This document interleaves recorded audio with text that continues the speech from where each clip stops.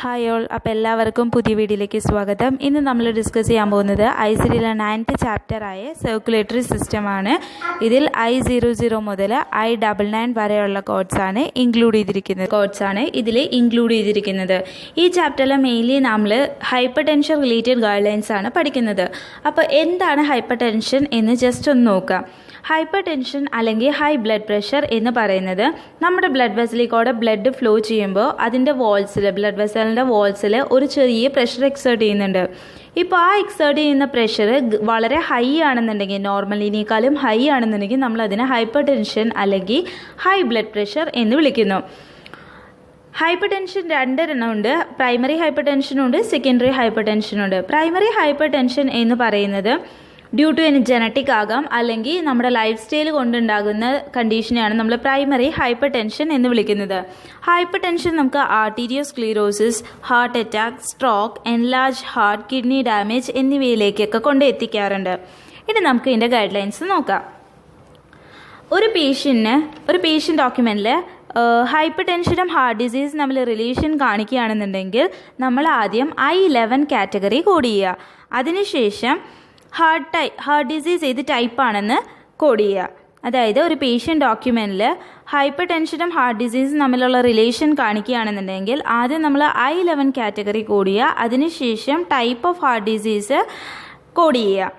ഇനി രണ്ടാമത്തെ guide line വെച്ചിട്ടുണ്ടെങ്കിൽ ഈ ഒരു പേഷ്യൻ്റ് ഡോക്യുമെൻറ്റിൽ ഇവരൊരു ഹൈപ്പർ ടെൻഷനുണ്ട്, ഹാർട്ട് ഡിസീസും ഉണ്ട്, പക്ഷെ ഇവർ തമ്മിൽ പ്രത്യേകിച്ച് റിലേഷൻ ഒന്നും കാണിക്കുന്നില്ല എന്നുണ്ടെങ്കിൽ നമ്മൾ ഇവർ രണ്ടുപേരെയും സെപ്പറേറ്റ്ലി കോഡ് ചെയ്യേണ്ടതാണ്.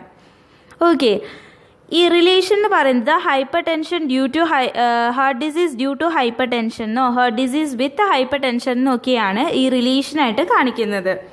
ഇനി നമുക്ക് അടുത്ത് നോക്കാം. ഹൈപ്പർ ടെൻഷനും CKD തമ്മിലുള്ള റിലേഷൻ ആണെങ്കിൽ ഒരു പേഷ്യൻ്റ് ഡോക്യുമെൻറ്റിൽ ഹൈപ്പർ ടെൻഷനും CKD തമ്മിൽ റിലേഷനാണ് കാണിക്കുന്നതെങ്കിൽ നമ്മൾ ആദ്യം I12 കാറ്റഗറി കോഡ് ചെയ്യുക. അതിനുശേഷം സ്റ്റേജ് ഓഫ് CKD കോഡ് ചെയ്യുക. CKD എന്ന് വെച്ചിട്ടുണ്ടെങ്കിൽ ക്രോണിക് കിഡ്നി ഡിസീസ്.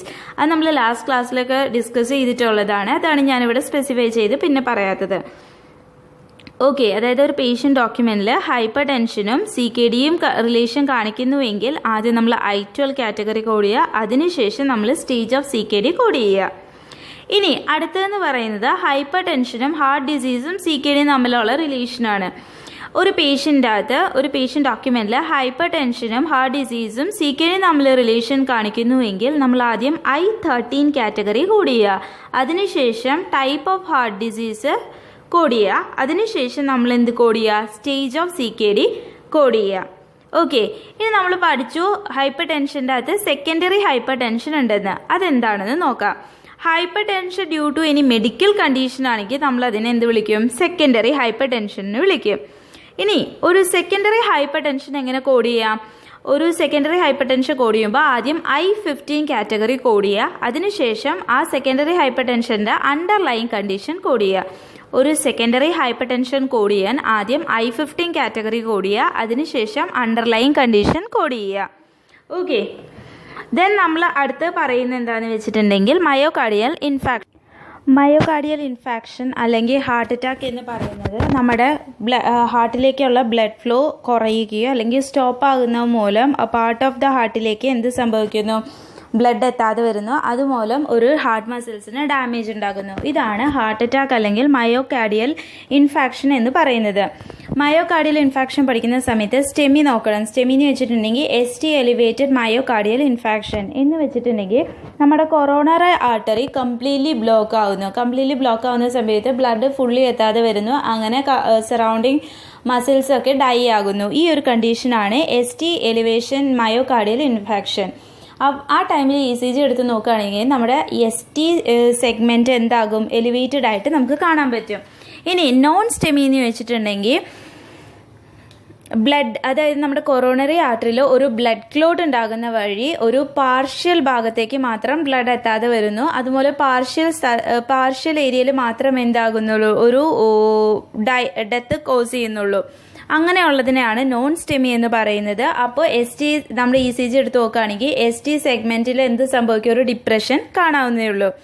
ഇനി നമുക്ക് ഇതിന്റെ ഗൈഡ് ലൈൻസിലേക്ക് നോക്കാം.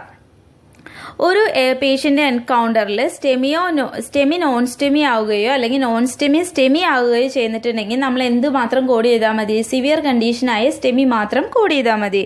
ഇനി ഒരു ഡോക്യുമെൻറ്റിൽ പറഞ്ഞിട്ടില്ല സ്റ്റെമി ആണോ നോൺ സ്റ്റെമി ആണോ എന്ന്, ഒരു അഫക്റ്റഡ് പാർട്ട് മാത്രമേ പറഞ്ഞിട്ടുള്ളൂ എങ്കിലും നമ്മൾ സ്റ്റെമി ആണ് കോഡ് ചെയ്യേണ്ടത്. ഓക്കെ, ഇനി അടുത്ത ഗൈഡ് ലൈൻ എന്ന് വെച്ചിട്ടുണ്ടെങ്കിൽ ഒരു പേഷ്യൻറ്റിന് ഒരു AMI ഉണ്ടായി, that is acute myocardial infarction എന്ന് വെച്ചാൽ മയോകാർഡിയൽ ഇൻഫാക്ഷൻ ഉണ്ടായിരുന്നു.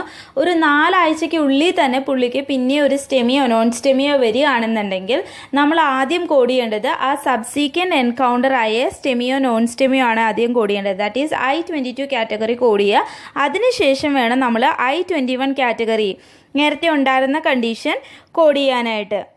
ഓക്കെ, അതായത് ആദ്യം സബ്സീക്വൻറ്റ് എൻകൗണ്ടർ ആണ് കോഡ് ചെയ്യേണ്ടത്. I-22 കാറ്റഗറി കോഡ് ചെയ്യുക. അതിനുശേഷം വേണം സ്റ്റെമിയോ നോൺ സ്റ്റെമി ആയിട്ടുള്ള 121 കാറ്റഗറി കോഡ് ചെയ്യാനായിട്ട്.